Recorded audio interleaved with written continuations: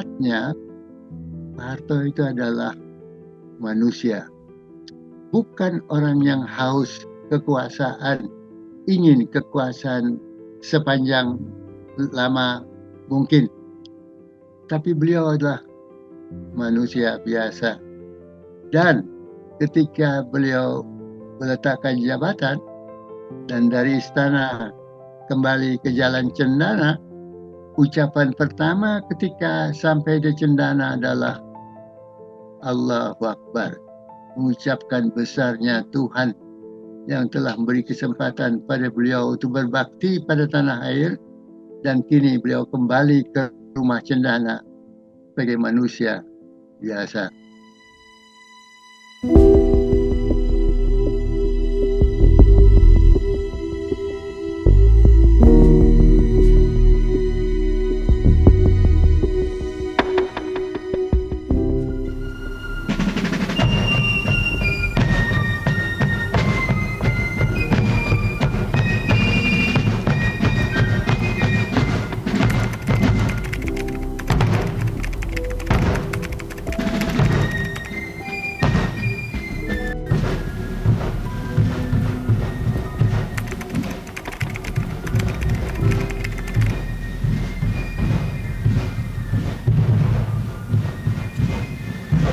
Bahwa maksud kita bicara ini bukan untuk mencaci atau memuji-muji Pak Harto, tetapi untuk belajar dari apa yang dialami perkembangan ekonomi Indonesia yang pada tahun 64-65 berada di dalam kondisi yang kritis, sangat besar krisisnya.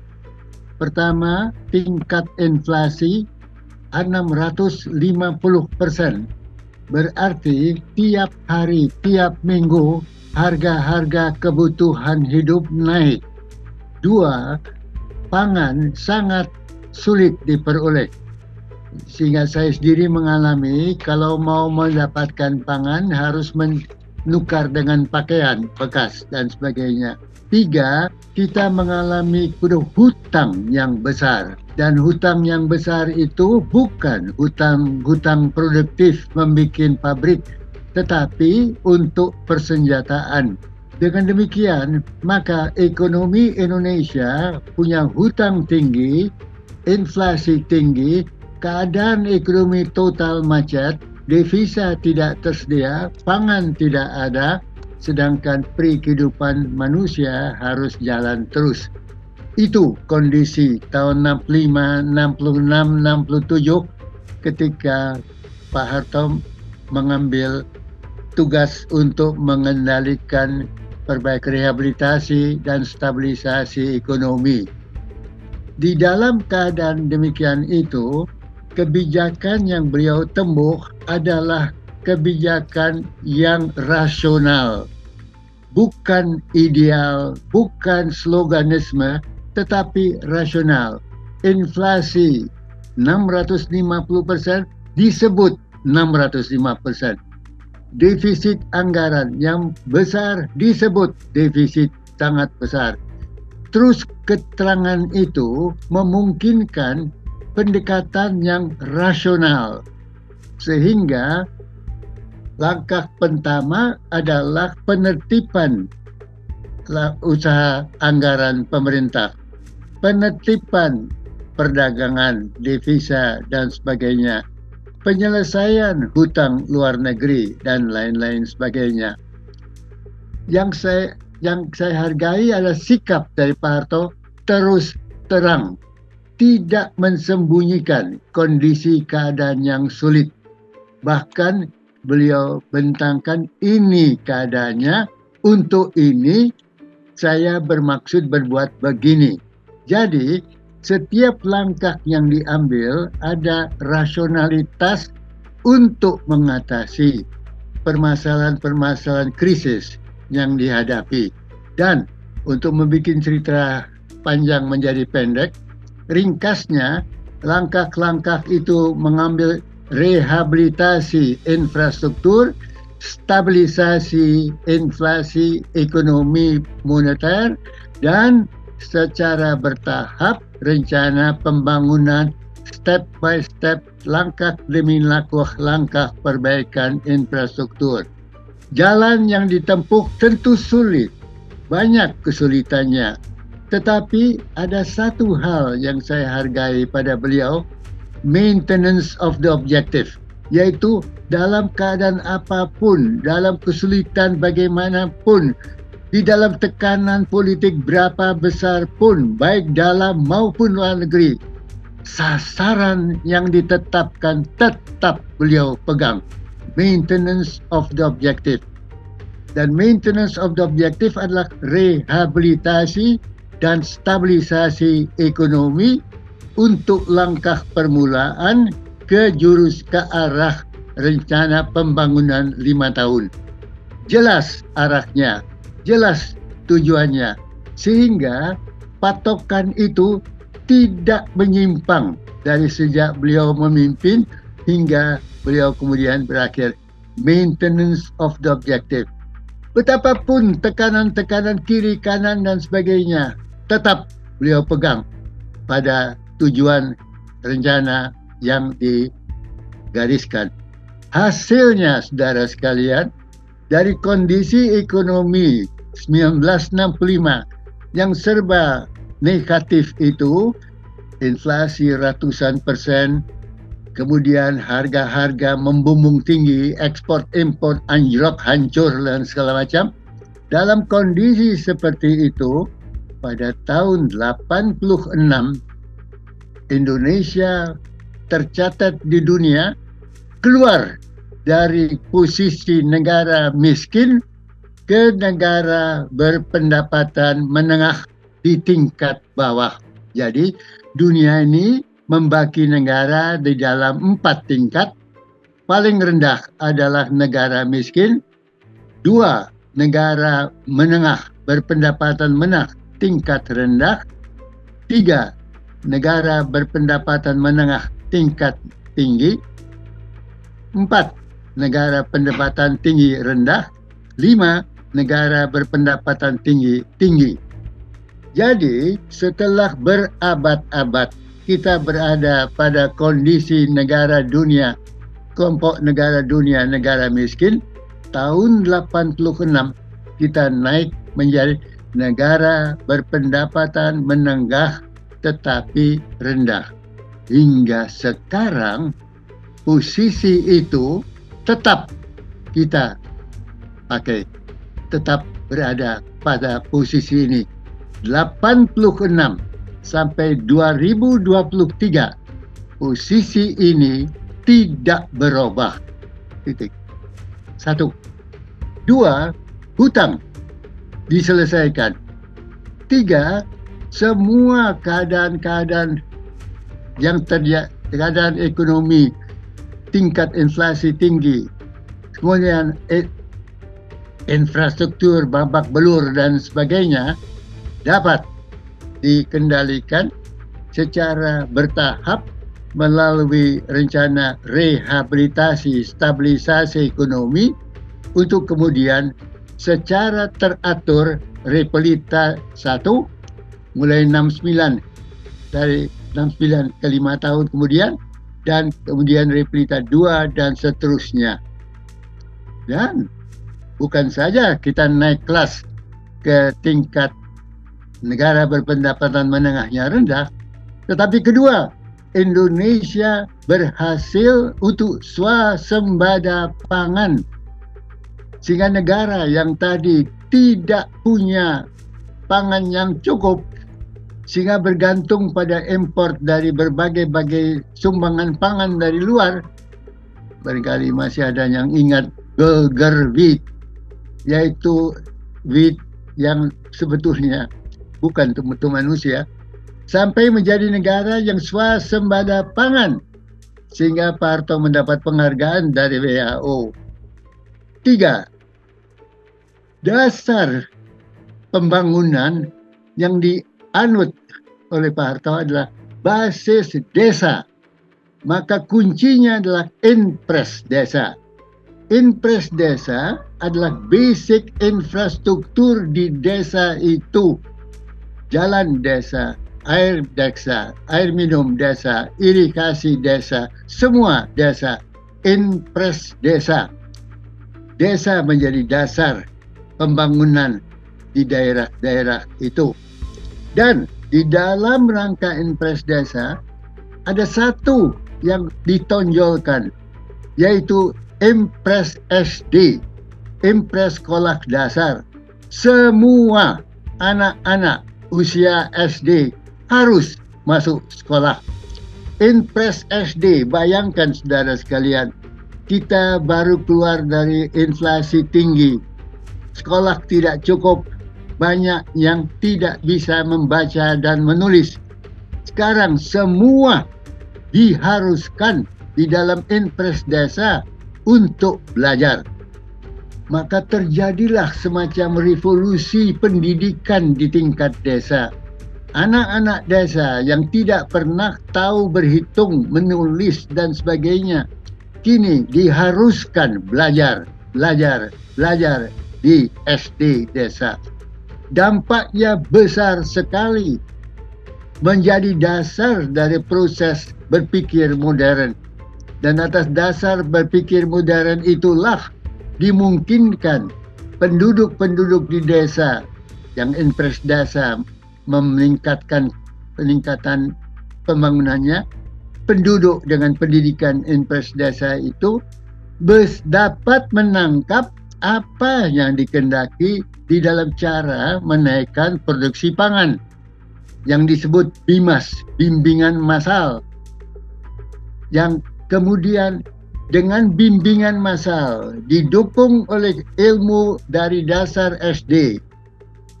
Bimbingan massal menghendaki saluran air irigasi, bibit yang baik, obat-obatan, kemudian petunjuk dengan cara waktu tanam, dan 5, memanfaatkan harga yang sebaik-baiknya.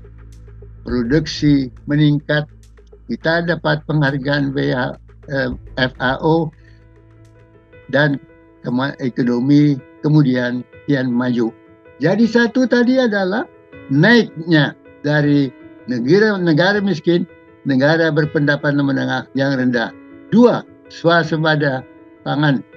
3, impres desa. Dan dari impres desa itu imbasnya pada kemampuan menerima KB, keluarga berencana. KB yang kemudian bermunculan.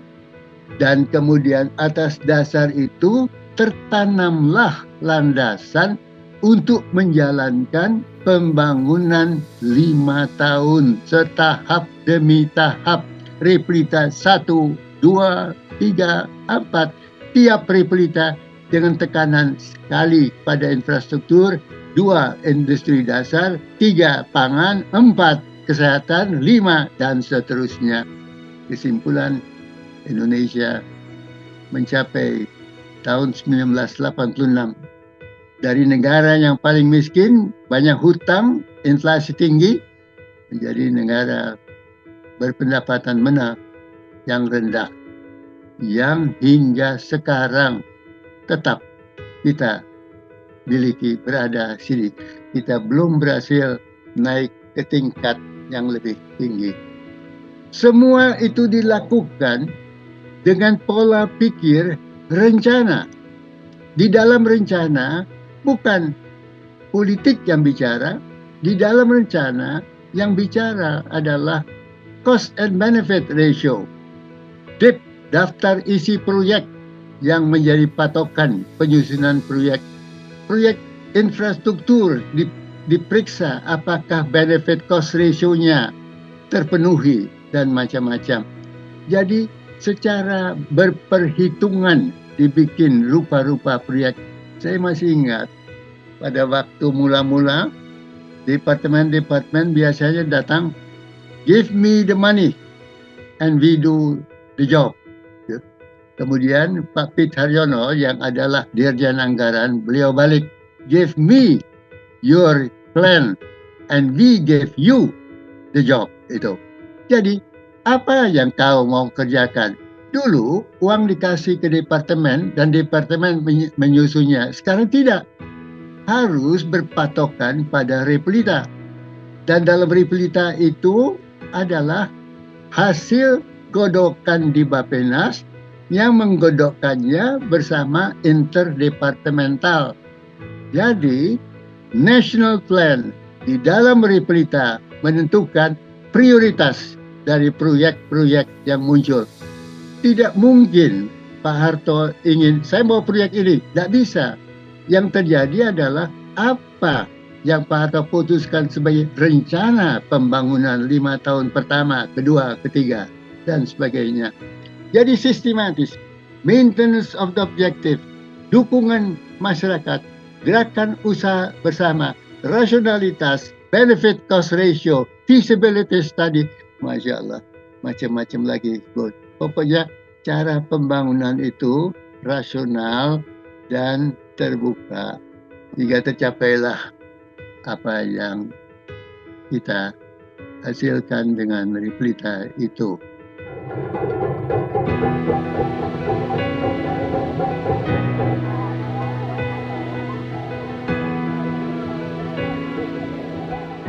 Ini inti hakikat dari pola pembangunan yang tercapai. Jadi total football, bukan kerja individu satu orang, bukan hanya oleh Pak Harto saja, bukan hanya oleh Pak Wijoyo, Ketua Bappenas saja. No, total football, semua ikut bermain.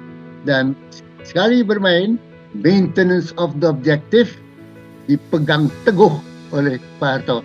Dalam keadaan apapun, beliau tetap berpegang pada Ripelita tersebut. Tak pernah mengadakan penyimpangan dari hal-hal tadi. Sehingga tercapailah cita-cita keluar dari perangkap kemiskinan.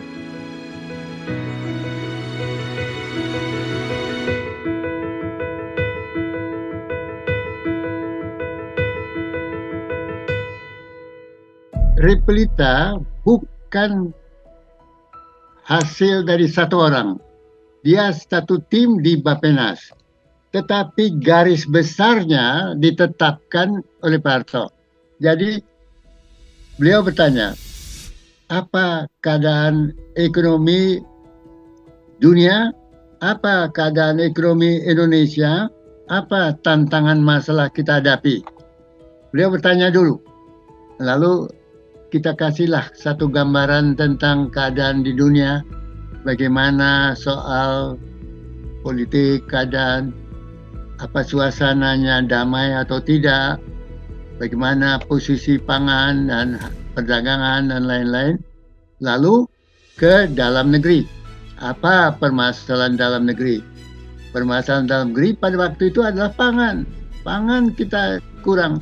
Dan pangan kurang berdasarkan infrastruktur yang tidak ada. Irigasi tidak cukup, jalan desa tidak ada, pupuk tidak ada, bimbingan BIMAS, program BIMAS tidak ada, bibit-bibit yang cocok tidak ada, macam-macam. Nah itu dibentangkan secara gamblang. Keadaan dunia begini, keadaan tanah air begini, dan kesulitan yang kita hadapi begini. Nah, lalu beliaulah kemudian berkata, kita utamakan swasembada pangan. Kata beliau. Nah, dan kekuatan beliau adalah itu tadi, maintenance of the objective. Bayangkan, pada permulaan Pelita ditetapkan swasembada pangan yang baru kita capai tahun 86. Jadi, dari permulaan Pelita itu masih perlu 20-30 tahun untuk capai itu. Tentu dalam masa itu ada daya tarik untuk melakukan prioritas lain seperti teknologi tinggi, seperti proyek-proyek yang macam-macam. Tetapi beliau tetap itu yang maksud saya, kuncinya maintenance of the objective itu tidak bergeser dari tujuan yang telah digariskan semula sebelum tujuan dicapai. Dan cara berpikir maintenance of the objective itu adalah cara pola berpikir yang lazimnya berlaku di kalangan tentara, cara berpikir angkatan bersenjata. Kalau mengadakan pertempuran, objektif apa yang kita mau kejar? Rebut benteng A, rebut Benteng B. Itu objektifnya. Maka bergeraklah pasukan. Nah, bagaimanapun terjadi gempuran dari musuh, tapi maintenance of the objective harus tetap dijadikan pedoman.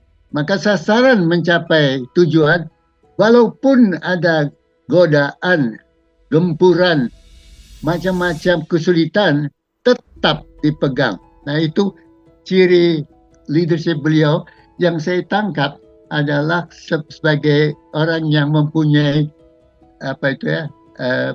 keadaan posisi sebagai seorang militer. Tetapi pada dasarnya beliau bukan militer sebagai profesi. Dasar menjadi militer adalah akibat keadaan revolusi. Beliau sebetulnya background beliau adalah orang yang hidup, lahir di dalam kehidupan desa, di dalam masyarakat petani. Beliau senang betul dengan kehidupan pertanian dan beliau faham tentang pertanian. Jadi di sini terletak seorang manusia yang pada dasarnya hati adalah petani, tapi keadaan lingkungan menyebabkan menjadi militer, sehingga terjadilah pertautan antara jiwa petani dan disiplin militer itu. Nah, demikian. Tetapi kecintaan beliau yang pertama adalah pertanian. Petani, itu kecintaan. Jadi kalau kita pergi ke tempat beliau istirahat di luar kota, yang kita jumpai adalah sapi-sapi. Sapi yang beliau coba kembang biakkan dan sebagainya. Bukan kita temui satu bungalow yang mewah, no. Yang kita jumpai sapi. Yang kita jumpai adalah percobaan tanaman-tanaman lain yang beliau diberitahu oleh para ahli dan sebagainya.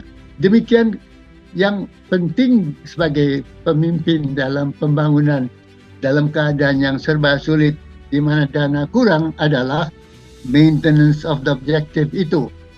Saudara mesti bayangkan ya, bahwa dalam perjalanan pembangunan itu tentu banyak ada ide-ide lain. Ide-ide dari teknik, ide-ide dari sudut ilmu pengetahuan A, B, C, kelompok X, Y, Z, politik, macam-macam dan sebagainya. Macam-macam ide yang tumbuh di masa itu. Tetapi jawab beliau tetap adalah maintenance of the objective, swasembada pangan, titik jebret gitu. Nah, itu tipe leadership dari Pak Harto itu. Sebelum ada keputusan, kita boleh berdebat macam-macam, tapi setelah ada keputusan, maintenance of the objective. Dan itu membantu agar disiplin pelaksanaan pembangunan itu terlaksana. Jangan ganti gubernur, ganti program, ganti menteri, ganti program dan sebagainya. Tetapi hasil dicapai dulu, baru boleh ada pergantian macam-macam program dan sebagainya. Demikian.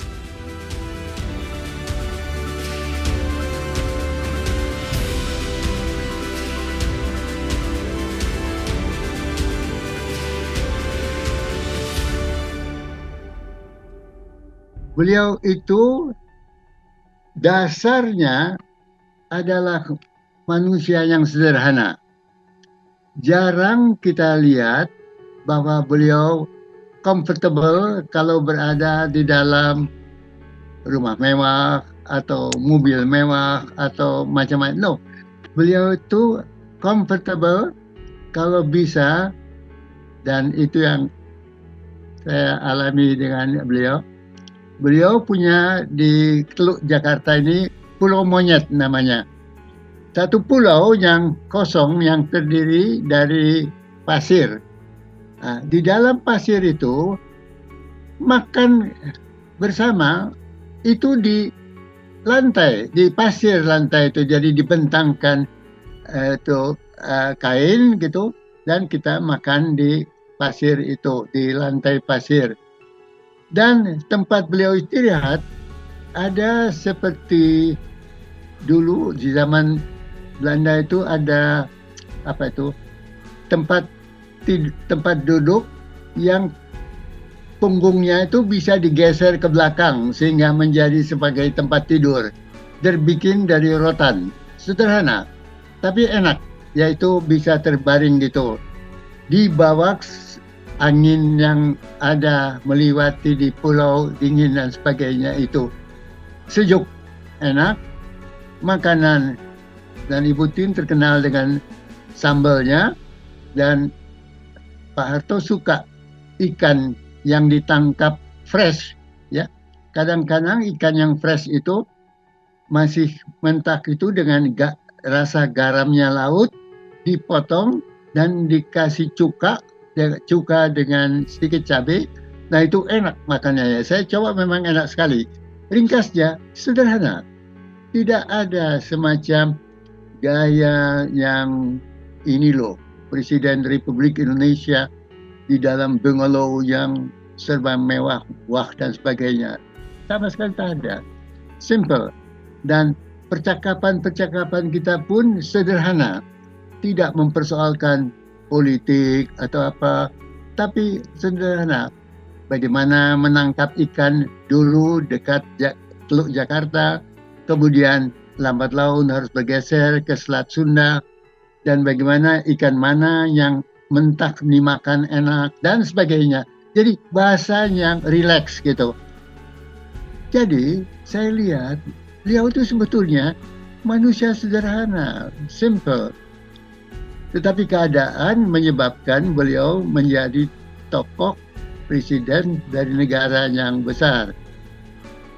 Pada waktu saya setelah sekian tahun bekerja sebagai menteri membantu beliau, pada tahun 93 beliau manggil saya, dan dalam percakapan dengan beliau berkata, saya sangat senang, kita hargai, kita dibantu oleh Pak Emil dan sebagainya, tetapi sekarang waktunya saya bakal diganti. Bayangkan, saya sejak tahun 67 ke 93 membantu beliau. Jadi kata beliau, maka saya pokoknya tidak lagi jadi menteri. Anehnya Bung, kalau saudara lama menjabat menteri, lambat laun ada satu hal yang kehilangan dalam diri kita, yaitu persahabatan yang murni. Teman-teman yang kita jumpai memang sahabat biasa macam-macam, tapi sering ada kemungkinan, ada kecemasan bahwa di balik percakapan kita dengan sahabat terkandung maksud tertentu yang tidak polos gitu. Itu ada pengalaman-pengalaman seperti itu. Jadi dalam pergaulan selama menjadi menteri, kita tidak bisa bercakap secara terbuka, terus terang dari hati nurani. Kita selalu bicara dengan dengan lampu kuning yang menyala. Jangan sampai kita masuk perangkap atau komitmen yang bisa tidak menguntungkan negara. Kira begitulah. Nah, tentu tidak secara begini saya bicara, tapi saya bilang, plong hati saya Pak. Saya sangat berterima kasih bisa membantu Bapak sekian lama, tapi saya kira memang telah tiba waktunya saya keluar, lepas dari tanggung jawab kepemerintahan itu, dan menjadi lempuh hidup yang normal kembali dan sebagainya seperti biasa gitu. Nah, anehnya reaksi beliau adalah, memang kata beliau, Ibu Tin juga merasakan ini, dan dari Ibu pernah juga bercakap menganjurkan saya untuk juga lebih baik tidak meneruskan lagi, karena sudah terlalu lama kita. Sudah sampai 25 tahun itu. Nah, jadi kaget saya reaksi beliau itu. Tidak ke sana maksud pembicaraan saya. Tapi reaksi beliau adalah demikian. Tapi ya tentu saya masih harus membicarakannya dengan kalangan politik dan sebagainya, kata beliau. Tetapi nadanya saya tangkap bahwa tiba juga rasa dalam hati beliau seperti ada dalam diri saya, ada waktunya sudah bahwa kita memerlukan cara hidup yang normal. Normal dalam arti bahwa ucapan kita atau persahabatan kita tidak tersalahgunakan oleh orang untuk keperluan individu atau lain-lain itu. Nah, tapi saya tidak mau lanjutkan, tapi saya tangkap bahwa andai kata ketika itu, waktu itu Harmoko adalah ketua Golkar, kemudian Panggabean adalah dari ABRI dan sebagainya, andai kata mereka mempunyai kesempatan untuk bicara dari hati ke hati dengan Ibu Tin atau sebagainya, dan menangkap unsur manusiawi yang ada pada kebanyakan kita yang menjadi pejabat agak lama, maka mungkin ada berbeda perkembangan sejarah kita. Dalam kaitan itulah saya lihat bahwa sayang tidak terjadi percakapan politik di kalangan atasan, dan kemudian beliau berjalan terus di 93, namun kemudian sejarah membuktikan bahwa akhirnya menjadi perjalanan beliau menuju ke akhir jabatan beliau. Nah, hal-hal seperti itu, saudara, adalah unsur human touch, ya, sentuhan kemanusiaan yang tidak terucapkan tapi terasakan. Dan kesimpulan saya dari semua itu adalah pada hakikatnya Pak Harto itu adalah manusia, bukan orang yang haus kekuasaan, ingin kekuasaan sepanjang lama mungkin, tapi beliau adalah manusia biasa.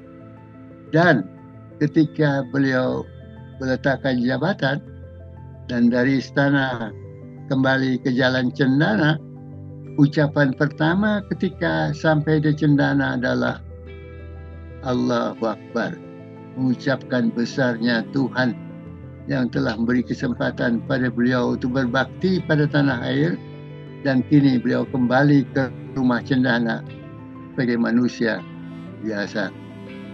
Dan itu menyentuh bahwa pada akhirnya sebetulnya Pak Harto adalah manusia yang kita kenal sebagai presiden dan manusia sebagai manusia biasa.